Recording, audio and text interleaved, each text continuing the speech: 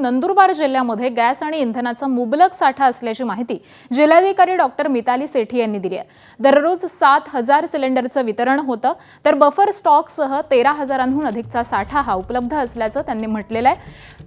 जिल्ह्यातील 68 पेट्रोल पंपांवरती इंधनाचा सुरळीत पुरवठा होतोय, तर गॅस आणि पेट्रोल डिझेल साठा आणि पुरवठ्याबाबत अफवा पसरवणाऱ्यांवरती कायदेशीर कारवाई केली जाईल असा इशारा देखील जिल्हाधिकाऱ्यांनी दिलाय।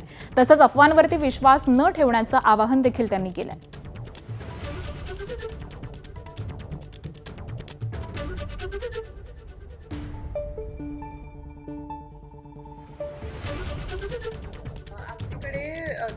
कोणता पण सप्लाय चेनचा इश्यू नाहीये। आपला डेली कन्झम्पशन जिल्ह्यामध्ये जवळपास 7,000 सिलेंडर्सचा असतो।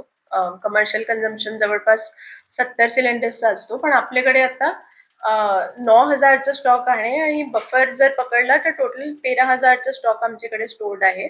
ऑलमोस्ट एव्हरी डे 2 ते 3 दिवसाचा स्टॉक आमच्याकडे स्टोर्ड असतो। सो कोणता पण तुटवडा नाहीये आमच्याकडे। सर्वांना माझी विनंती आहे आणि रिक्वेस्ट आहे की पॅनिक नका करा। एबीपी माझा, उघडा डोळे बघा नीट।